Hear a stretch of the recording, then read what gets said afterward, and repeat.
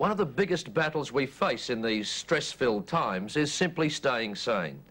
And according to those in the know, more and more people are losing that battle.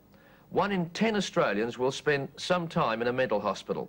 And right now, as many as 1 in 4 of us are suffering some kind of psychiatric disorder. Not counting, of course, those unrecorded thousands who might simply be called neurotic or highly emotional.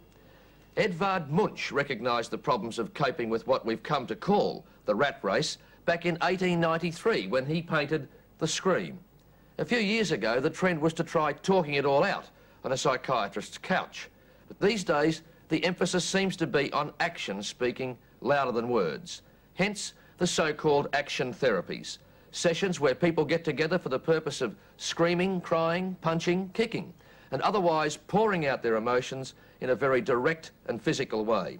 In some cases, they're willing to spend thousands of dollars just to let it all hang out. Lies, lies, lies, lies, lies.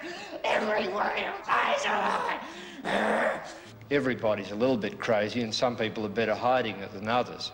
Well, I'm going to marry one too. A problem in our I'll family. marry a Negro. I mean, you can't go and hit your neighbour on the head, you know, even if you feel like it. But you can come in here and imagine you're hitting him on the head. Everything about you is that you feel sick. I feel I've got, you know, the bucket full of garbage and I want to empty it. And when it's empty, then it's going to stay empty.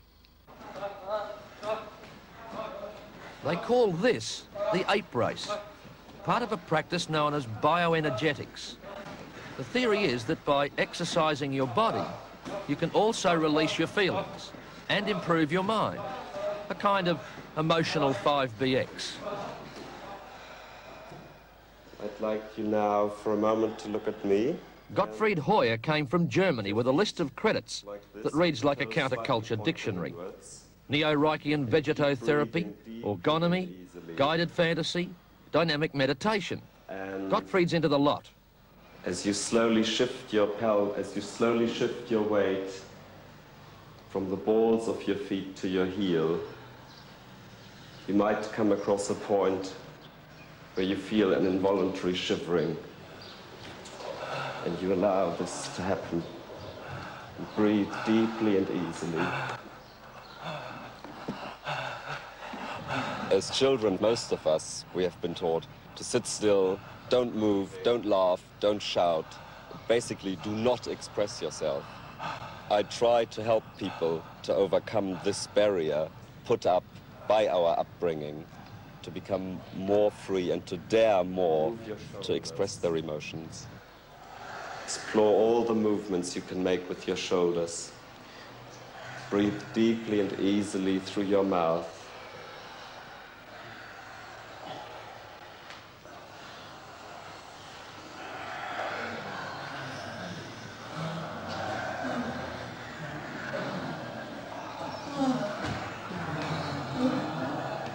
Let a sound out in context with your movement.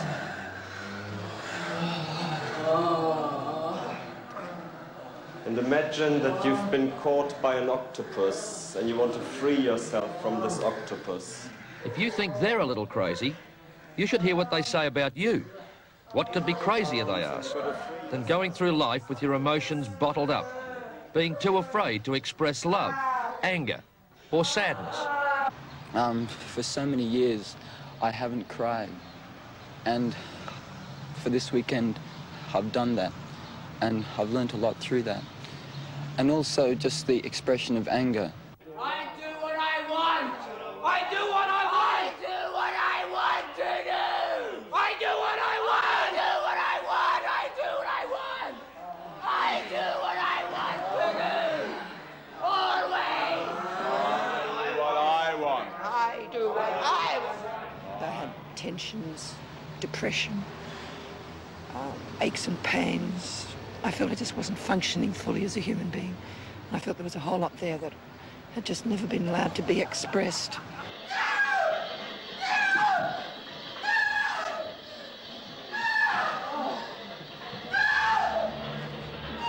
The body just took over and demanded that this come out.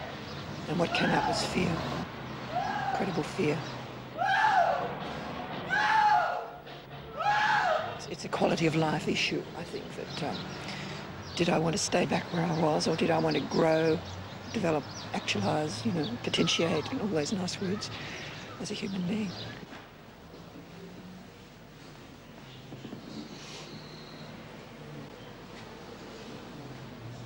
The cost for 1 weekend of release and reassurance is $45. They found it rewarding.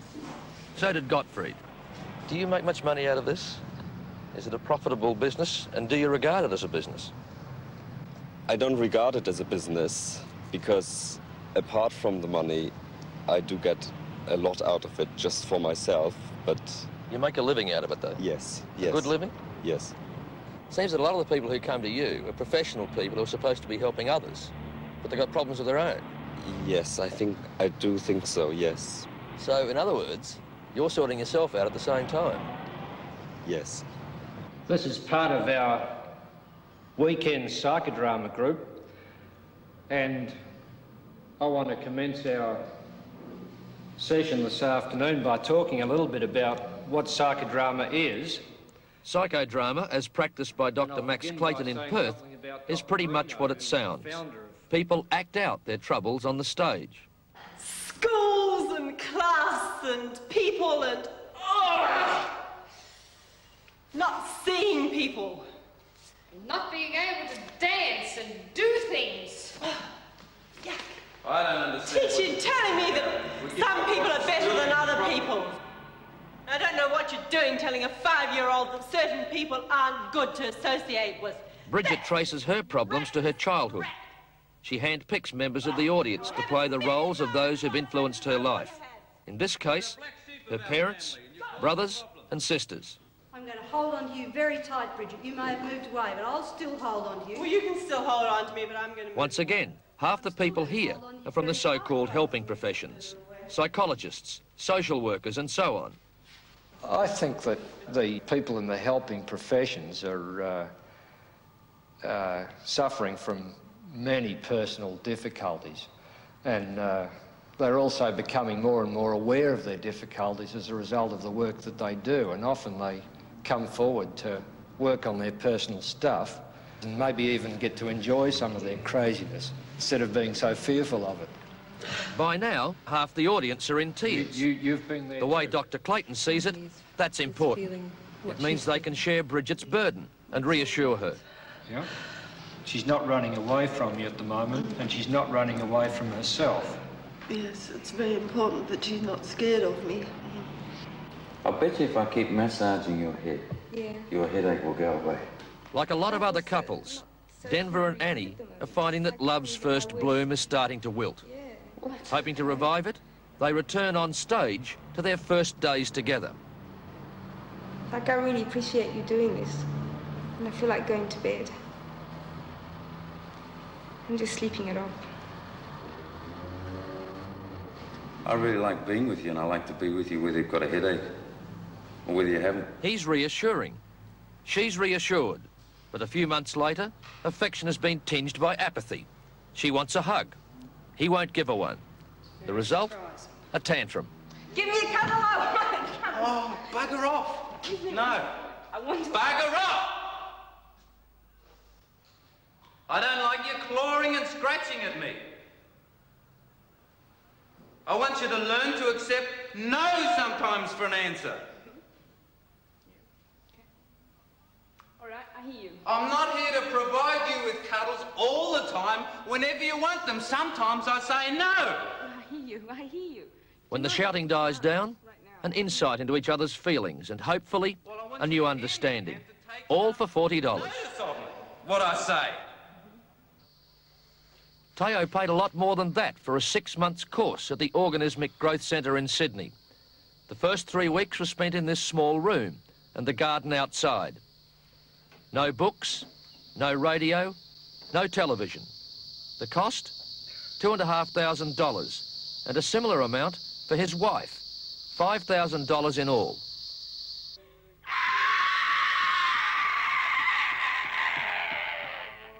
This session room is padded to soften the blows and soundproofed to soothe the neighbours.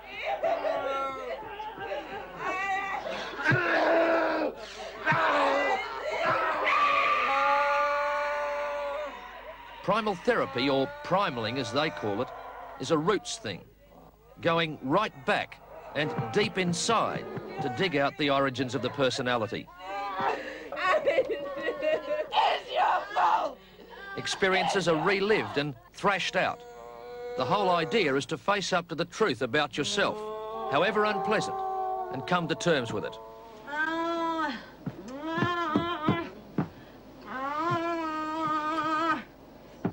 Christine, you strike me as being a quite peaceful, serene person, but you're expressing a lot of hostility during the session. Yes, I have a lot of hostile feelings that I need to express. Pent up.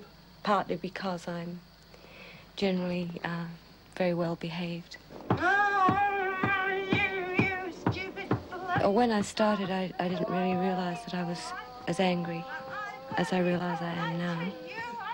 I think that underneath that hostility, there's a lot of feelings of not getting enough out of life. Oh, you just shouldn't be allowed! Do your close associates and the people that you're intimate with know that you have these sessions? Yes. What do they feel about it? Some people feel afraid, I think, and they wouldn't want to risk going into something like this. Why do you say risk? Why would there be a risk involved in doing something like this? Discovering something about yourself you might not want to know? That's probably it, yeah. Yeah.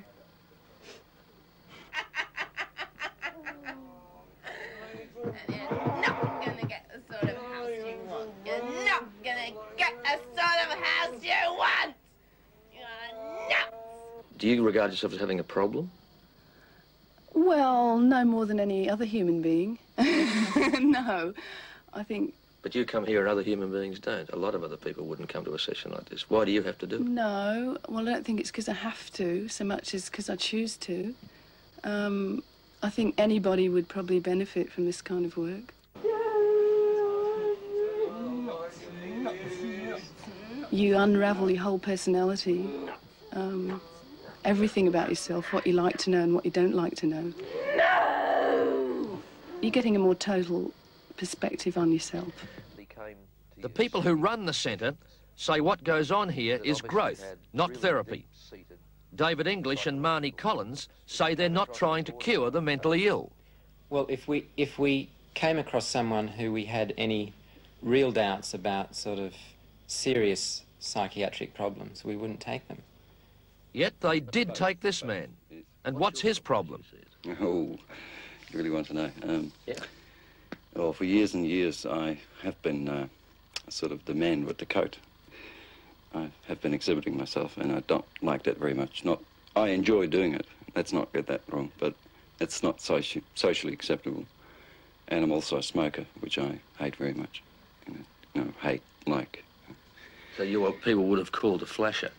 Yes, sort of, yes.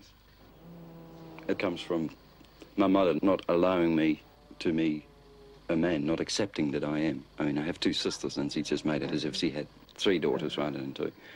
So it's sort of like, look, Mummy, I'm a man.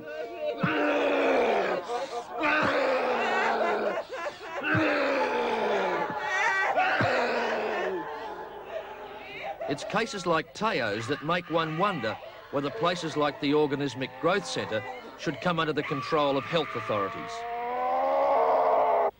Would you have any objection to being pulled under that sort of legal umbrella? Yes, yes.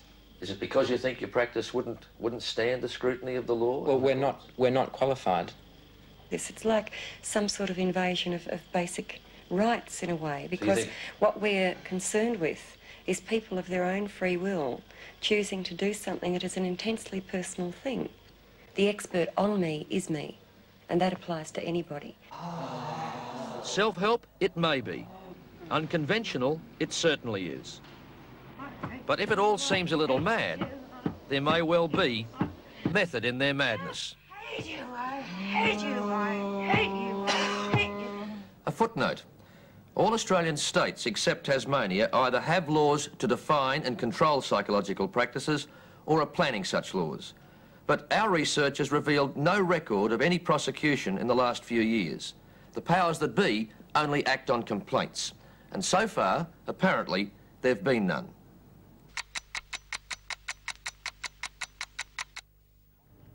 We've received lots of calls and telegrams wishing us well, for which we thank you. And in future editions, we plan to publish a cross-section of your comments, and that includes your critical comments as well. We want to know what you think. If you have any ideas for stories that you'd like to see, then write to us about them too. But meanwhile, radio commentator Mike Gibson has his own thoughts about what's happened to the art of letter writing. I guess it's the result of the dramatic improvement in communications in recent years that we don't communicate with each other anymore, certainly not by letter. And in America it's got so sad you can even subscribe to a rent-a-letter agency. They send you a letter every day, and when the postman comes to your box, the next-door neighbours, who don't get any letters either, can peep out the window and see how lucky you are to have so many friends. Here in Australia it's just as bad. Remember the carry-on when the post office announced that all mail deliveries were going to be cut from 2 to 1 a day? Strike me lucky, the amount of mail we get nowadays, there's only need for 1 delivery a week. Bills from the electricity department, bills from the gas department. The only letters I get these days, I wish I didn't, get bills and handouts and letters drafted by computers. You know, I mean, have a look at this. 23rd inst, 3rd alt. What kind of language is that? Android talk or something? To get a letter, a real letter, written by hand or even lovingly typed with 1 finger. What a luxury. Doing a daily radio show in Sydney and writing a newspaper column for years as I have, I can recall when people used to actually take the time to put down their thoughts on some of the things that I'd written or said. Now, if they disapprove, the sum total of their reaction adds up to something like this. If they really disapprove, they might take the time and the trouble to send you a deeper and even more meaningful letter, like this. With Valentine's Day in the air, the letters we all yearn for, of course, are the ones that Grandad used to send to Grandma back in the good old days when they were courting. When letter writing was an art, when eager young blokes poured their hearts out to young blushing ladies who got the vapours and often fainted right away just reading their passionate prose. The longest, the most emotion-charged letter I've had in the last 6 months was on the kitchen table when I got home the other night. They are magnificent.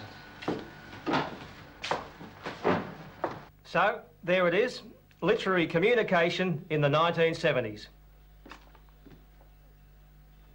Oh. Those heartfelt comments from radio commentator Mike Gibson. I'm Ray Martin. Ian, George and I will be back with another edition of 60 Minutes next week.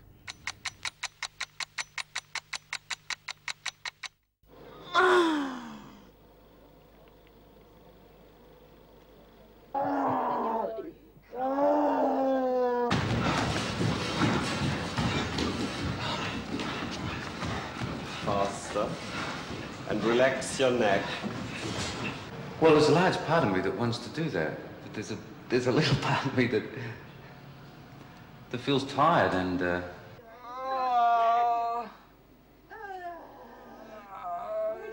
Trying to stay with it, looking, not escape on the cloud. Then I would like you to think what you've just said. I would like you to think about whether that's true for you.